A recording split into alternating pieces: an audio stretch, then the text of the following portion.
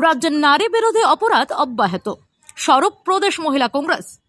Double engine সরকারের শাসনে রাজ্যের মহিলারা নিরাপত্তাহীনতায় ভুগছে কেন, এই প্রশ্ন তুলেই মঙ্গলবার পশ্চিম মহিলা থানার সামনে বিক্ষোভ প্রদর্শন করে ত্রিপুরা প্রদেশ মহিলা কংগ্রেস।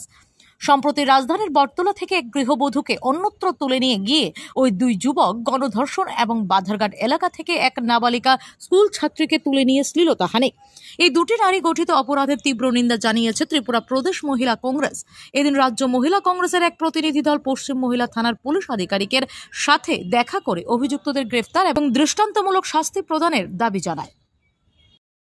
এই রাজ্যে ডাবল ইঞ্জিনের সরকারে ক্রমাগত বৃদ্ধি পাচ্ছে মহিলা বিরোধী অপরাধের সংখ্যা।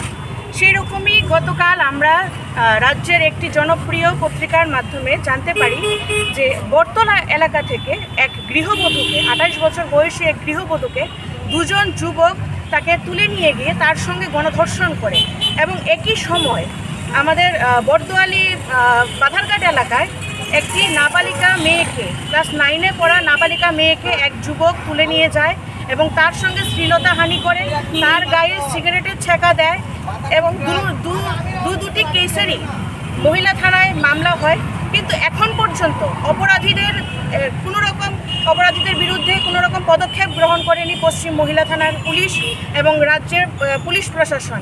এই নিয়েই আজ আমরা পশ্চিম মহিলা থানার পুলিশের সঙ্গে দেখা করতে এসেছি যে কী কারণে এই ধরনের অপরাধের সঙ্গে, মহিলা বিরোধী অপরাধের সঙ্গে যারা যুক্ত রয়েছে তাদের পার পাইয়ে দেওয়া হচ্ছে। এই ধরনের ঘটনাগুলি যে পুলিশ যদি কোনো পদক্ষেপ না নেয়, তা যারা অপরাধ করে তাদেরকে উৎসাহিত করে এই ধরনের ঘটনা করতে। এবং রাজ্যে আমরা দেখতে পাচ্ছি যে মহিলা বিরোধী অপরাধ বাড়ছে, কিন্তু যারা দোষী রয়েছে তাদের মনে প্রশাসনকে নিয়ে কোনো রকম ভয় ভীতি নেই।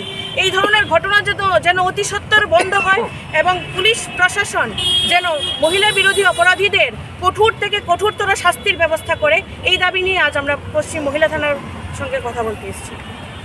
Bureau report, PV north east.